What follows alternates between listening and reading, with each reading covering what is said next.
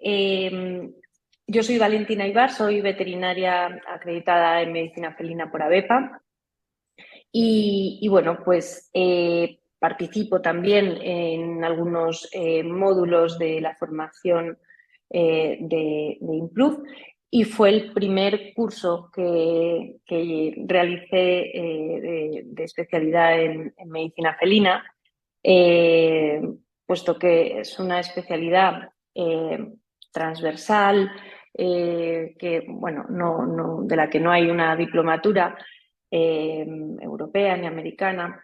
Y realmente el buscar una vía de formación no es fácil. Ahora tenemos las acreditaciones de ABEPA y tenemos Improve y esto pues nos facilita. Cuando me pidieron hacer una charla de medicina felina, pensamos bueno, pues en algunos tips claves bueno, temas más novedosos que pueden plantearse en la medicina felina y en otros, aunque conocidos, tienen algunos matices de manejo, ¿no? Y uno de ellos es cómo manejar al gato en consulta. Hay mucha literatura del manejo de bajo estrés, todos hemos aprendido que los gatos pues, necesitan un manejo cuidadoso para poder pues, realizar una exploración física, pero yo os voy a contar algunos, bueno, no sé si son trucos, pero simplemente mi experiencia clínica o cómo lo hago yo.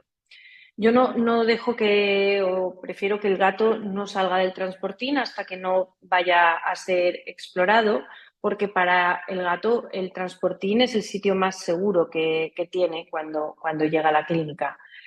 La exploración siempre la realizo sin que el gato me vea al principio y voy en un gato que percibo que se deja manejar, tocando zonas que le pueden a priori ser agradables y que de forma natural secretan feromonas.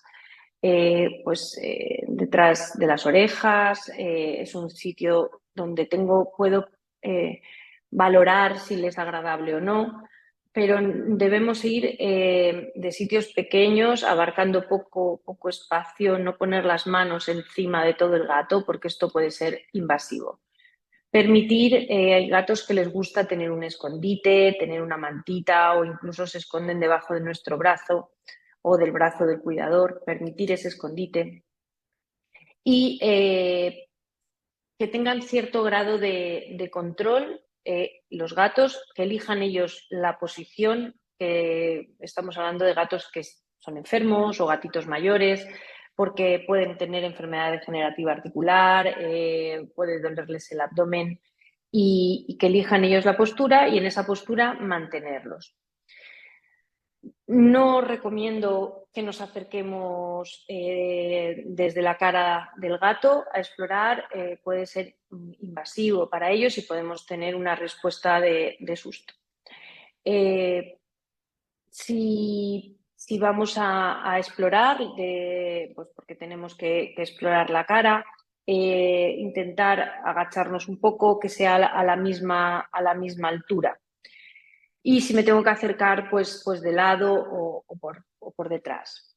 Esto, bueno, pues es un tópico típico, el decir que menos es más, menos contención nos permite más manejo y mejor manejo. Tenemos que ir de menos a más. Evitar ruidos, luces, movimientos bruscos, nada nuevo que no sepáis, pero la clave es que cada gato tiene un manejo único en base a sus emociones. Tenemos que preguntar antes de que el gato llegue a la clínica qué experiencias previas, cómo se maneja en consulta, intentar identificar los factores estresantes para prevenirlos y en gatos que tienen una especial susceptibilidad al estrés, solicitar que vengan con una administración de gabapentina previa a la visita al veterinario, 2 o 3 horas antes. ¿Y esto cómo sabemos qué experiencias previas puede tener? Pues si en un gato, en una consulta previa, veo que está vocalizando, que está intranquilo, muy probablemente estará mejor con gabapentina. Atender a las señales. Y estas señales en esta gatita pues son buscar un sitio de escape, movimiento de glutorio, pupilas dilatadas. Esta es una gatita de 19 años que un estrés mayor que el que ya trae de la propia exploración puede ser que bueno, se desestabilice y tengamos problemas con la exploración. Entonces, cada gato es único, un manejo único en base a sus emociones. Un gato que está jadeando, hiperventilando, pues tal vez se va a ver favorecido también de gabapentina. Este gato tiene ansiedad, tiene miedo, habitualmente se quedan quietos, pero pueden pasar del freeze, del estar quieto, al huir o al atacar en muy poquito espacio de tiempo. Entonces, permitir que se esconda, tener a mano una toalla por si hay que mantenerlo con la toalla, pero dejar que elija él la posición. Os decía, gabapentina. Los estudios indican dosis más altas, pero ya veremos que con dosis de 25, 50 miligramos, no kilo, 50 miligramos totales, dadas previas a la visita, los gatos se dejan manejar bastante bien. Con la gabapentina hay estudios que disminuyen el estrés en los gatos ferales, incluso gatos que tenemos, gatos ferales comunitarios, gatos de la calle que tenemos que esterilizar y volver a soltar si administramos gabapentina en el momento de la recuperación, además de quitar dolor, se recuperarán más tranquilos. Sabemos que el efecto máximo se produce a las 2 horas, entonces hay que darlo 2 o 3 horas antes. Y os decía, para gatos de más de 5 kilos usamos 50 miligramos gato. Para gatos de menos peso, con 25 miligramos suele ser suficiente. Por lo tanto, el uso de gabapentina facilita el manejo en consulta. En gatos con enfermedad renal puede haber un mayor efecto de sedación porque tiene un metabolismo renal. Los gatos con enfermedad renal tienen una tasa de filtración glomerular disminuida y pueden tener mayor efecto de sedación. Lo que hay que hacer es reajustar la dosis en esos gatos. Y nos permite pues un manejo más tranquilo o hacer una extracción de sangre o hacer un procedimiento corto, pero sobre todo hace que el gato lo pase menos mal. Y ese es el principal objetivo. Y bueno, pues, ¿cómo mido la temperatura a los gatos? Realmente una de las situaciones peores de la exploración es la medición de la temperatura en los gatos. Es muy invasivo para ellos el que pongamos un termómetro rectal y si tenemos que medirlo, hasta ahora lo que hacíamos era que fuera lo último de la exploración porque bueno, pues podíamos tener una reacción de huida, de lucido, de molestia, sobre todo si al poner el termómetro levantamos la cola de forma brusca en gatitos mayores que pueden tener discoespondilosis y les puede doler. Y medir la temperatura es importante. No es tan frecuente la fiebre en los gatos. Hablamos de fiebre cuando tienen una temperatura mayor de 39,2, pero en un gato que hay una disminución de apetito, pues tenemos que pensar en colangitis neutrofílicas, por ejemplo, que nos pueden causar fiebre, piotórax, pielonefritis, en gatos con pododermatitis o con anemias hemolíticas inmunomediadas. Pero en gatos cachorros, se ha visto que la mayor parte de los gatos con fiebre tienen una enfermedad infecciosa y de las más frecuentes sería la peritonitis infecciosa felina, panleucopenia o calicivirus. Pero hasta un 50% de los cachorros con fiebre tienen PIF. Entonces, cuando tenemos la sospecha debemos medir la temperatura. Y tenemos un estudio bastante amplio que nos indica que hay buena correlación de la temperatura rectal con la axilar. Y disponemos también de termochips, que son chips que tienen control de temperatura corporal y cuando pasamos el lector tenemos la temperatura corporal. Esto es muy útil en gatos hospitalizados o en cachorros en los que tenemos sospechas de enfermedades infecciosas. Debemos medir temperatura y este es un sistema cómodo. Habíamos dicho que el manejo era importante, sobre todo para no desestabilizar a los gatos. En los gatos mayores hay un concepto que es la fragilidad, que es la susceptibilidad que tiene el gato a adaptarse a los cambios. Y esto es importante porque si tenemos un gatito mayor al que tenemos que hacer una radiografía o tenemos que sacar sangre, si es muy frágil podemos tener complicaciones o si tenemos que sedar podemos tener complicaciones.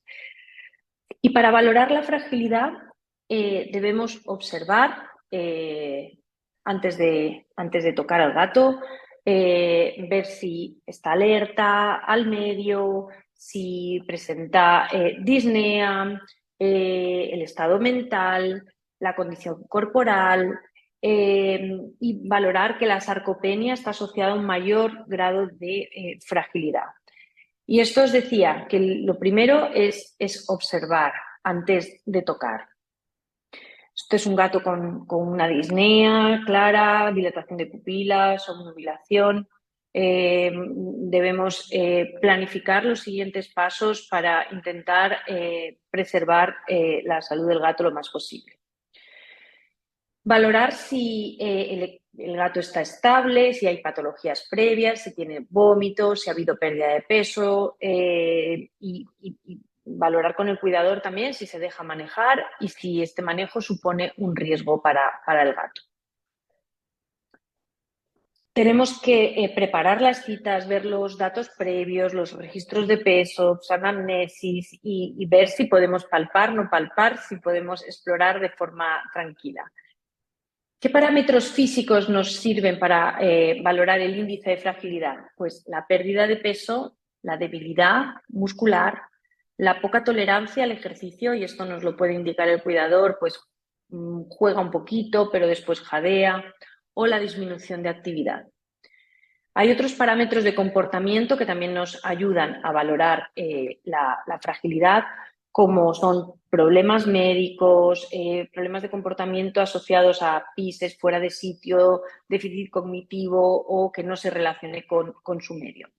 Dentro de los parámetros físicos, si tenemos más de 2 respuestas sí, es decir, tiene pérdida de peso, tiene debilidad, tiene poca tolerancia al ejercicio, disminución de actividad, indicamos que este gato es frágil. Si tiene 2 sí, es un inicio de fragilidad. Y si tenemos parámetros comportamentales, si tenemos 2 sí, eso es un inicio, o si tenemos 3 o 4 síes en la encuesta pequeña, breve, que hagamos de anamnesis, indicamos que este gato es frágil y podemos tener riesgos en el manejo o sedación o anestesias. Otro punto que quería comentaros es tener clara si tenemos un gato con disnea, con signos de enfermedad pleural, en qué enfermedades pienso, cuáles son los principales diagnósticos diferenciales. Tengo sonidos amortiguados, movimientos superficiales de tórax, un mayor refuerzo en la inspiración, un patrón restrictivo, es decir, un movimiento rápido y superficial, pensaremos en una enfermedad pleural. Pero, ¿qué puede estar causando esta enfermedad pleural? Tenemos que tener en cuenta que la respiración paradójica, es decir, la desincronización entre la inspiración y el movimiento del tórax, es altamente probable en la enfermedad del espacio pleural. Entonces, tenemos ya una sospecha de enfermedad pleural. ¿Y en qué enfermedades pensamos? Pues principalmente los estudios nos indican que en enfermedad cardíaca y en neoplasia. Hasta en un 35% de los gatos con efusión pleural tendrán enfermedad cardíaca y un 30% neoplasias. Estos serán nuestros dos principales diferenciales. Si tenemos un gato joven, es más probable que pueda tener una peritonitis infecciosa, pero también irá asociada a ascitis o piotórax, quilotórax o otros, lo vamos a tener, pero en menor porcentaje. Tenemos que tener en cuenta que también un porcentaje de hasta un 8% tienen más de un diagnóstico y que la mitad de los gatos de este estudio murieron o fueron eutanasiados en los siguientes 10 días del diagnóstico. Es decir, es una situación muy grave cuando tenemos una efusión pleural. Y tenemos que ser rápidos, tenemos que hacer un abordaje claro para tener unos factores pronósticos también lo más claro posible.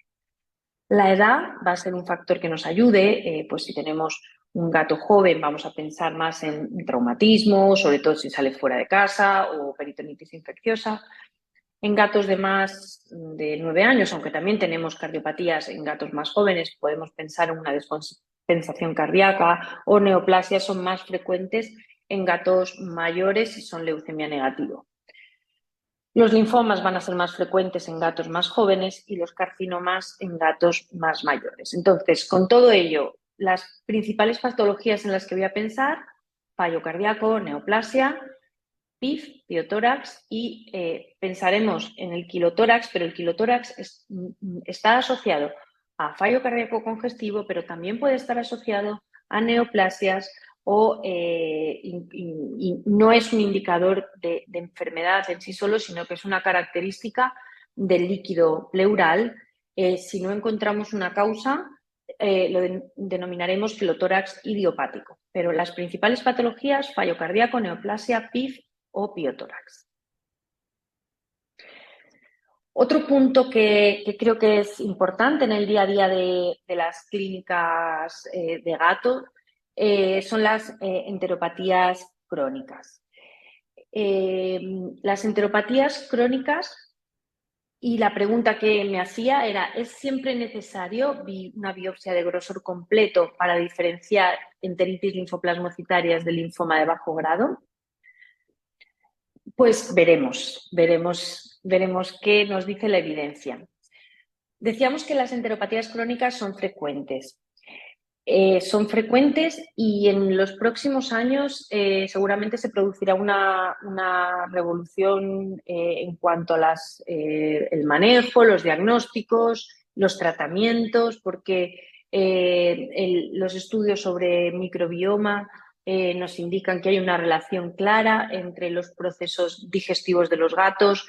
Incluso las clasificaciones, este es un estudio de febrero del 24, perdón, es en perros, en el que cambia la clasificación de enteropatías crónicas y tenemos un mayor porcentaje de enteropatías que responden a dieta, un menor porcentaje que se denomina enteropatías que responden a inmunosupresores, y ya no se habla de las enteropatías que responden a antibiótico porque no está indicado el uso de antibióticos en las enteropatías. Entonces, ¿qué es una enteropatía crónica felina? Pues son gatos que tienen signos gastrointestinales de más de 3 semanas en los que hemos excluido causas infecciosas, extragastrointestinales, colangitis, pancreatitis y metabólicas o enfermedad renal, por ejemplo, o hipertiroidismo. Descartamos las otras enfermedades y sabemos que los signos digestivos están asociados a problemas intestinales. Son gatos donde el principal signo clínico es la pérdida de peso.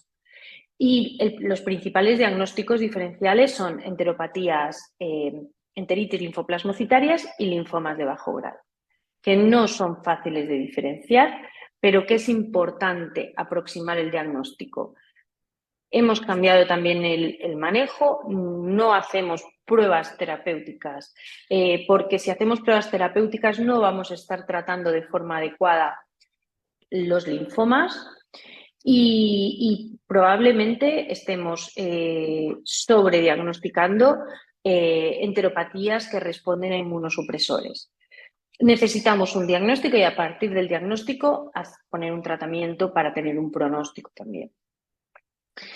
Y esto ha ido avanzando, os decía, tenemos un consenso de junio de 23, de hace un año, en el que pues, se reunieron expertos, 2 internistas, un radiólogo, un patólogo, un experto en clonalidad y un oncólogo, y llegaron a algunos acuerdos respecto al diagnóstico, a los datos clínico-patológicos y de los gatos con enteropatías crónicas.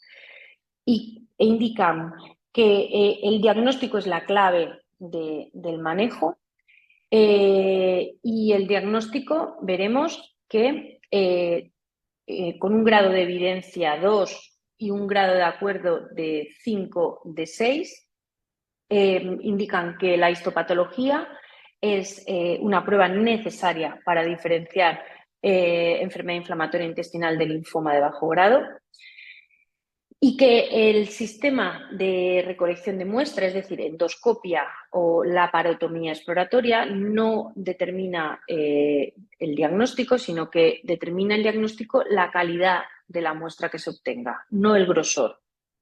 Las lesiones que tenemos que estudiar están en lámina propia. Es decir, una buena muestra de mucosa nos va a permitir un diagnóstico. Pero lo que sí es necesario es obtener muestras de las zonas donde más frecuentemente o donde empiezan las lesiones. Y el orden de frecuencia de lesiones inflamatorias o tumorales es primero yeyuno, después íleon, después duodeno. En el estómago es más frecuente que encontremos linfomas de alto grado y por último en colon. Es decir, necesitamos endoscopias completas, endoscopias con muestras obtenidas de estómago, duodeno, yeyuno, y esas las obtenemos por una endoscopia superior, y obtener muestras de colon e íleon por colonoscopia. Y de esta forma vamos en lesiones difusas, vamos a poder tener un mejor diagnóstico y diferenciar enteritis linfoplasmocitarias de linfomas de bajo grado. ¿Qué otras conclusiones obtenemos de este consenso? Que además de la buena muestra de endoscopia, tenemos disponibles nuevas pruebas diagnósticas con la muestra, como el PAR, que nos ayuda a diferenciar poblaciones monoclonales de policlonales y nos aumentan la probabilidad diagnóstica. Otra forma de aumentar la probabilidad diagnóstica es obteniendo pues, 8, 10 muestras de cada localización. El tamaño de la pinza de endoscopia también influye, la orientación de la muestra, la colocación, el secado. Es decir, hacer una endoscopia en las mejores condiciones nos va a mejorar la posibilidad diagnóstica. Y es un método muy poco invasivo, muy bien tolerado por los gatos y mucho más que una laparotomía exploratoria. Quería comentaros, bueno, esto es muy frecuente en la clínica diaria. Yo trabajo con gatos mayores, con gatos que me solicitan una segunda opinión y bueno, es muy frecuente que los gatos tengan enfermedad renal. En un estudio de 118.000 gatos de 90 clínicas, vieron que de lo que se mueren los gatos es de tumores y de enfermedad renal. Por lo que los tumores más frecuentes son los linfomas. Ya hemos visto que los diagnósticos los podemos realizar por endoscopia, sin que sean muy invasivos, o en un linfoma renal podemos hacer citología. Y otro de los problemas que vamos a tener que manejar es la enfermedad renal. Pero tenemos que tener en cuenta si es realmente la enfermedad renal la que está causando los signos clínicos del gato. Porque puede ser que encontremos esta enfermedad renal de forma concomitante a otros procesos.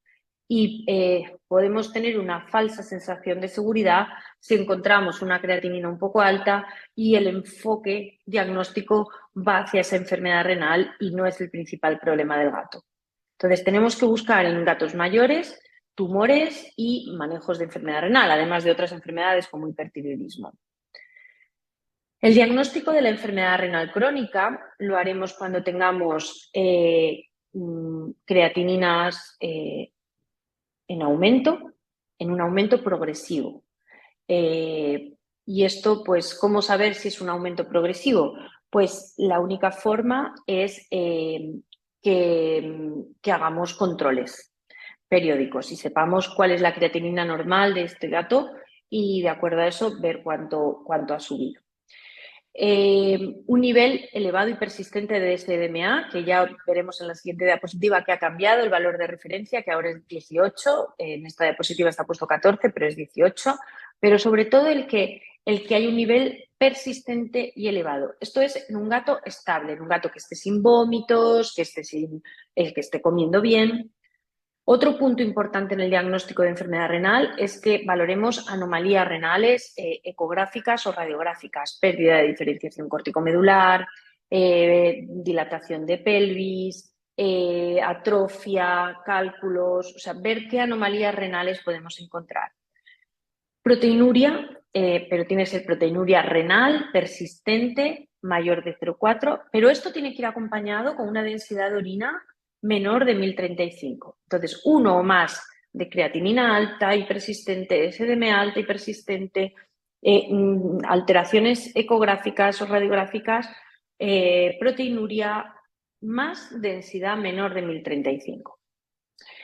Os decía que han cambiado algunos parámetros del iris, como la SDMA o como el punto de corte de la presión arterial, que era de 150, ahora tenemos de 140. Realmente la proteinuria no es tan frecuente en gatos como en otras especies y valores limítrofes como 0,2, 0,4 ya deben ser motivo al menos de monitorización y algunas veces de control, porque es un factor pronóstico. Debemos controlar de la mejor forma posible la proteinuria para mejorar la calidad de vida del gato. La proteinuria renal se valora con ratio proteína-creatinina en orina. No sirven las tiras bioquímicas de orina, no sirven otro tipo de sistema. Lo que es importante es que debe ser el sedimento inactivo. Tenemos que medir realmente proteína de origen renal, no proteína de leucocitos, no proteína de bacterias. La muestra puede ser recogida en casa, porque no va a ser una muestra para cultivo, pero tiene que ser, pues, recogida de la forma más limpia posible. Pero siempre con ratio proteína-creatinina en orina. Y lo que os quería decir sobre la enfermedad renal. Vamos a tener signos clínicos asociados a la enfermedad renal en iris 3, 4. Si tenemos un iris 1, 2, debemos seguir buscando. Probablemente la causa de los signos clínicos no sea la enfermedad renal. Debemos tener en cuenta que tiene una enfermedad renal en estadio 2 y con la consideración que debemos tener para el manejo de otros fármacos o cómo estabilizar para que esta enfermedad renal esté lo mejor posible y más mantenida en ese estadio el mayor tiempo posible. Pero un gato que tiene 2,8 de creatinina, y que tiene signos de vómitos persistentes y pérdida de peso, debemos seguir buscando otras causas. Otro tema diferente, pero que es importante porque cuando tenemos un gato con lipidosis, que es una situación grave en la que tenemos que hacer procedimientos, muy probablemente debemos poner una sonda de alimentación, requiere tiempos largos de hospitalización, un gran coste económico también de la hospitalización. La pregunta del cuidador va a ser, pero está muy grave, se curará, saldrá adelante. Y para esto, algunos factores pronósticos que nos indica la literatura, pues los vamos a evaluar, como por ejemplo el potasio bajo es un factor pronóstico negativo, el fósforo bajo es otro factor pronóstico negativo, el magnesio bajo es otro factor pronóstico negativo.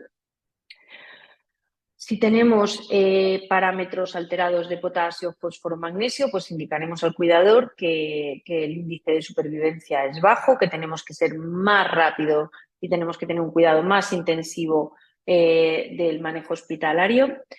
Y una vez que el gato mejora, otro factor que debemos tener en cuenta para la evolución es el valor de disminución de la bilirrubina. La bilirrubina no puede estar muy alta, no nos importa tanto la magnitud, pero a la semana de tratamiento debe haber disminuido a la mitad la bilirrubina. Y esto es un factor pronóstico positivo de la evolución. Entonces, factores negativos, el potasio, fósforo, magnesio, así como el lactato, porque estamos en una situación de urgencia y de riesgo.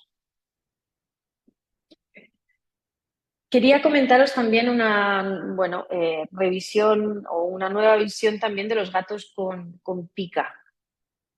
Veis que son cosas que a priori no tienen nada que ver, pero son puntos que creo que son importantes en el diagnóstico y que no se nos deben pasar por alto, o puntos que son importantes para el pronóstico. Tenemos gatos que comen cosas que no deben, y hasta hace poco tiempo pues considerábamos que pues eran gatos que pues podían tener un trastorno compulsivo, un problema de comportamiento. ¿Qué nos indican nuevos estudios? Pues que también puede estar asociado a enteritis, puede estar asociado a patologías, además de que es más frecuente en gatos con destete precoz o que tienen acceso al alimento de forma limitada o que falta fibra, presentan más frecuentemente vómitos y más ansiedad con la comida. Entonces, en gatos que veamos que comen cosas, debemos plantear realizar un estudio digestivo. A veces el manejo con gabapentina de forma mantenida durante un tiempo hace que también disminuya la ansiedad y puede mejorar los signos clínicos, porque a veces encontramos gatos que se obstruyen con lo que comen. Pero debemos plantear en este estudio digestivo, si tenemos grosores de más de 0,28 de grosor intestinal, la necesidad de hacer una biopsia intestinal. Porque en muchos casos estos gatos mejoran con un manejo de la enteritis linfoplasmocitaria o del hallazgo que encontremos. Este es un gatito que al hacer la radiografía vemos un engrosamiento, unas asas fruncidas y no nos quedó muy claro. En la ecografía también vimos que En la zona del píloro había un engrosamiento, había un problema de vaciado, había más líquido y vimos una imagen refringente que al hacer la endoscopia vimos que era como un plástico. Llamamos al cuidador y nos dijo que sí, que ellos trabajaban con un material que es como un Tipex más duro, más alargado. Y decidimos realizar una endoscopia para intentar extraer y mirar lo que salía. Entonces, la idea en esto es que, además de quitar el cuerpo extraño, realicéis una endoscopia diagnóstica. Porque en este caso y en muchos otros que hemos encontrado, hay un proceso inflamatorio de base. Hacerla en la toma de muestra, en este caso era un gato que se acababa de comer esto, no había pasado tiempo como para que tuviera lesión, pero hicimos la toma de muestra de forma seriada en zonas de ilion y tenía enteritis linfoplasmocitaria que no había todavía pasado el cuerpo extraño, en zonas de yeyuno también. O sea, no tenía relación con el cuerpo extraño, pero sí con la patología de comerse cosas. Y revisando casos que teníamos, pues Nela era una gatita comedora de tela, Starkey, que era el gatito que hemos visto, Luna era una comedora de una espuma que se llama goma eva, con la que hacen manualidades. Peter es un gato que come pelo, pero no come pelo propio, sino pelo de su humana y se obstruye. Y en todos ellos, al hacer biopsias, tenían patología intestinal, que manejando la patología intestinal se manejó la pica. Bueno, otro punto es el que es muy frecuente en gatos que llegan a la clínica, que los cuidadores dicen que, bueno, pues que les están dando de comer con jeringuilla, que es, o cuando no pongo la sonda de nutrición, es bueno, cómo estimulo el apetito de un gato. Pues la principal medida es quitar dolor, fluidoterapia, manejo de la enfermedad de base, medidas de confort. En la medida en que estén a gusto, tranquilos, sin dolor, empezarán a comer. Es muy importante quitar náuseas porque el olor a comida cuando se encuentran mal y están enfermos ya puede hacer que pierdan el apetito. Pero nunca forzar. Y tener en cuenta que hay otros fármacos que no sirven como estimulante de apetito. No sirven los antiácidos, no sirve la ciprofloxacina. Como estimulante de apetito no sirve el maropitán, pero habíamos dicho sí para controlar náuseas, incluso como analgesia y para controlar los vómitos. Pero nunca, nunca, nunca forzar con jeringuilla. Otra de las claves de estimular el apetito, aparte de dar dietas palatables, trucos, pues como un plato más hondo en el que no toque los bigotes con el plato, a veces les gustan más platos planos, cambiar de texturas, de temperatura de los alimentos, pero la mirtazapina transdérmica es de gran ayuda como estimulante de apetito, pero debemos manejar todo lo demás, controlar dolor, hidratación, dar confort y manejar la enfermedad de base. La mirtazapina aumenta el apetito, mejoran de peso y también tiene acción antiemética. Pero si vemos que tenemos gatos que no comen desde hace más de 3-5 días, con una mala condición corporal, antes de que aparezcan signos de malnutrición o en los que preveemos que vayan a estar sin comer, en gatos que hemos hecho exodoncias, laparotomía exploratoria o que tienen fracturas de mandíbula o cirugías de paladar o cualquier otro procedimiento que puede hacer que no coman o que preveamos que puedan no comer durante un tiempo, debemos plantearnos el poner sonda de esofagostomía. La sonda de esofagostomía, pues no es el motivo de charla de hoy, pero si queréis dedicaros a medicina felina, es un procedimiento que tenéis que manejar con soltura, porque realmente es de los procedimientos que más vidas de gatos salvan. Y otra forma de estimular el apetito y de mejorar la calidad de vida de los gatos es la comunicación. Es saber escuchar al cuidador, saber mm, las dudas que puede tener, que es ¿qué le pasa a mi gato? ¿Qué le duele? ¿Podré curarlo? ¿Cuánto tiempo de cuidados va a necesitar? ¿Cómo va a estar día a día? Y también, pues, podré pagar el tratamiento. Entonces, a todo esto hay que atender porque a ellos vais a hacer cursos de medicina felina, vais a ser, bueno,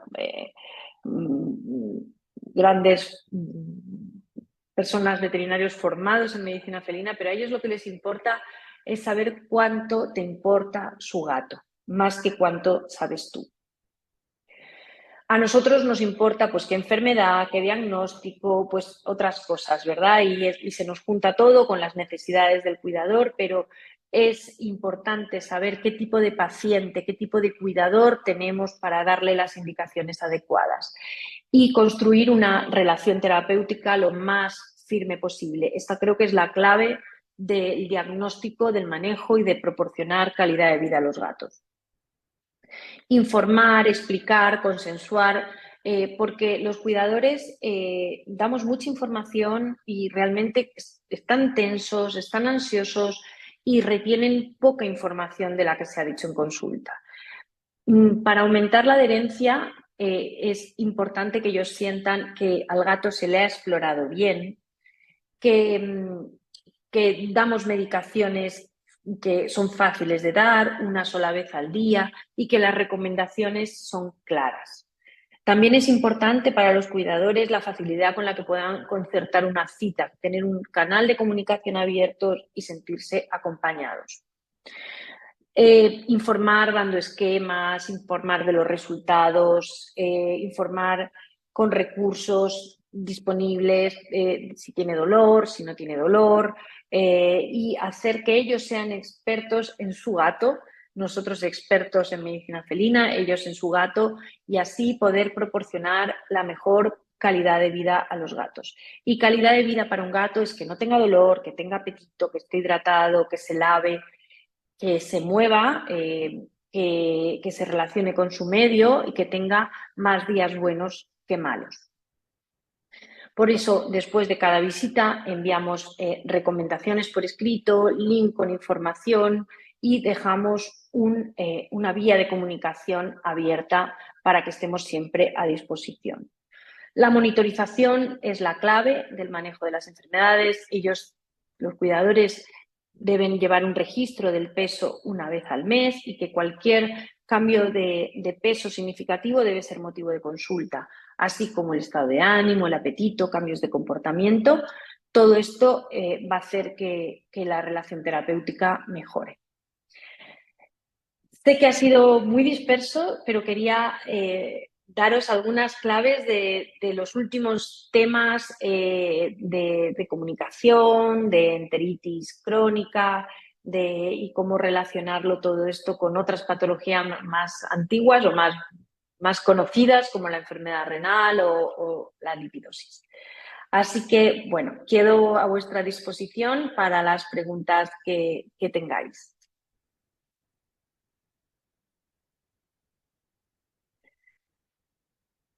Bueno, Rosa, bueno, me da las gracias por la charla, pero os doy yo las gracias por estar ahí, que sé lo que es. Y sí, la pica me pregunta si está relacionada con anemia, y sí, está relacionada con anemia, está relacionada con patologías tumorales, con infecciones. Debemos, los que os decía, es no solo pensar en temas de comportamiento, pensar en esta anemia, pero pensar en las enteropatías crónicas como causa.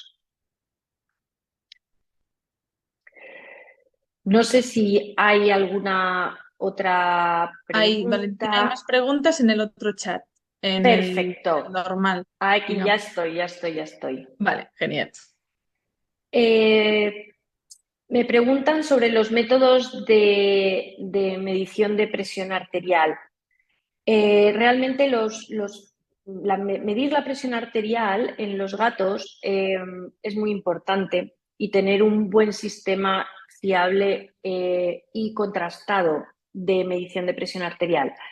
Los sistemas de medición arterial validados son Doppler, oscilométrico, pero los de humana no están validados.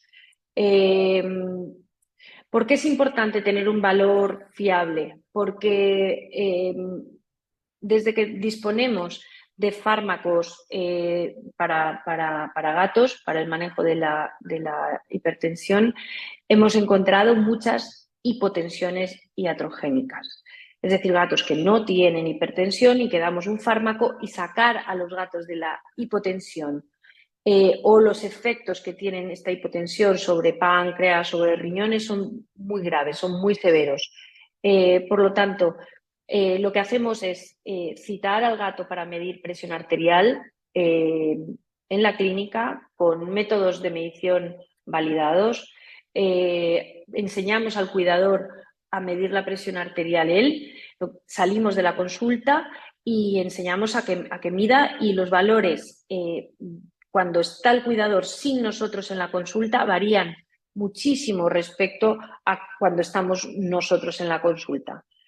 Si no lo tenemos claro, que haya realmente una hipertensión, citamos otro día, hasta que no tengamos claro, no empezamos a tratar, a no ser que haya daño en órgano diana, que haya un fondo de ojo alterado y en esos casos iniciamos el tratamiento. Preguntan también si sería posible que un paciente con un intestino a nivel ecográfico normal, pero con signos compatibles, se realice la endoscopia con toma de muestra y se revele una enteritis, una enfermedad inflamatoria intestinal o un linfoma. Es decir, ¿qué es normal en una ecografía? Los valores de corte de las ecografías intestinales van variando eh, y, y, por encima de 0,28 de grosor intestinal se considera que hay mayor probabilidad de encontrar inflamación. Si tienes signos compatibles, no atribuibles a ninguna otra causa y haces la biopsia y tienes un proceso infiltrativo, hay que tratar ese proceso infiltrativo. O sea, la biopsia, los demás factores ayudan, pero la biopsia, junto con los datos clínicos, son la clave. Me preguntan cuál es mi opinión sobre la sonda nasogástrica. Pues mi opinión es en base a la observación de los gatos cuando le pones una sonda nasogástrica. Les molesta, se obstruyen, tienen que usar collar isabelino. No son sondas que permitan su uso en casa. Con lo cual, si ya tengo la sospecha de que ese gato no come, con la sonda nasogástrica es difícil que empiecen a comer solos porque les molesta. Si tengo la sospecha y creo que va a necesitar una nutrición de más días, prefiero la sonda de esofagostomía. Preguntan también cuál es la correlación de temperatura axilar y rectal, si es 39,2 también. Sí, en el estudio indican que hay buena correlación entre la temperatura rectal y la axilar. Yo he probado, he probado mucho y realmente a veces me cuesta menos la rectal con buenos termómetros, que tarden poquito en medir, que el axilar, porque el axilar, el gato también tienes que tener bien puesto el termómetro, tienes que tener la extremidad hacia adentro. Y bueno, yo os digo, es otra forma más de medir que parece validada con estudios, pero bueno, si no el termochip y si no el método de siempre de las abuelas, que es tocar las orejas. Lo que quería deciros es que como no es tan frecuente la fiebre, en perros, cuando yo trabajaba con perros hace muchos años, el poner el termómetro en una práctica de todos, a todos los gatos, a todos los perros, en los gatos a veces no tanto. Y es explicaros por qué.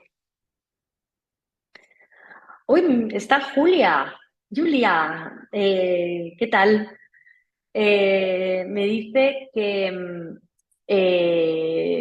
en mi experiencia, ¿cuál es el pienso hidrolizado que menos diarreas osmóticas secundarias producen?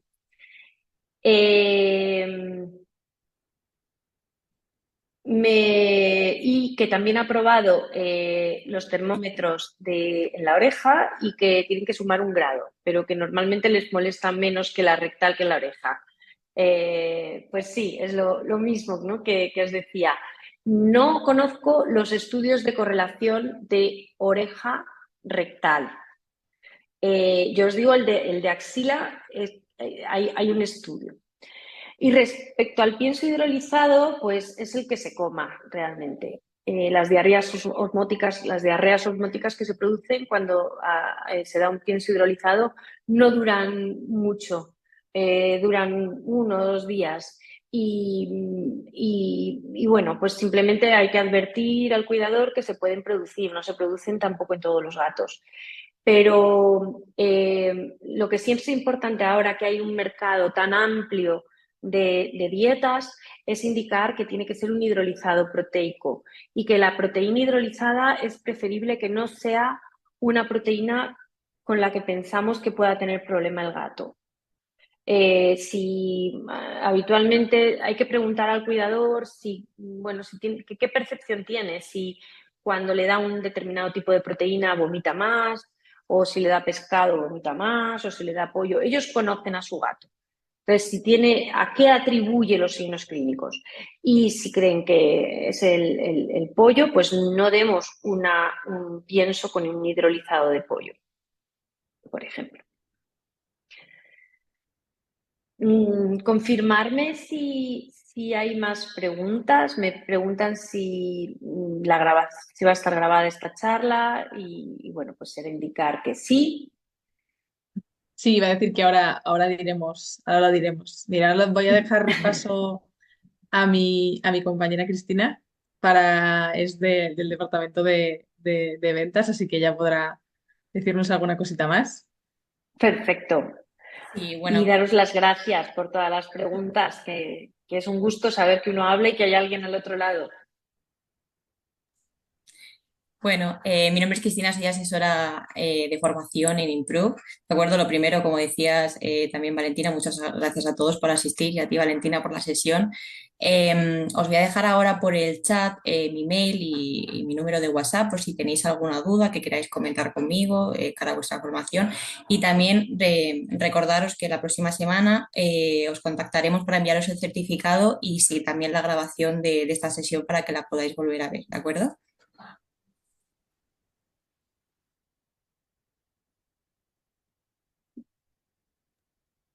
Ay, Valentina, dicen que falta como una pregunta por aquí. Me preguntaban de algún método estilométrico que sea fiable. Os creía que había contestado, desconozco. Yo te diría que uses uno fiable. Yo uso de oscilométrico el de Brown,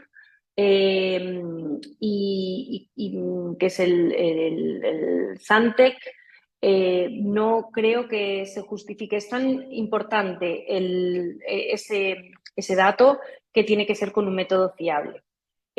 Puedes usar el Doppler, que también es fiable, pero es más dependiente del operador. pero creo que es importante que sea un método fiable, porque la toma de decisiones es importante.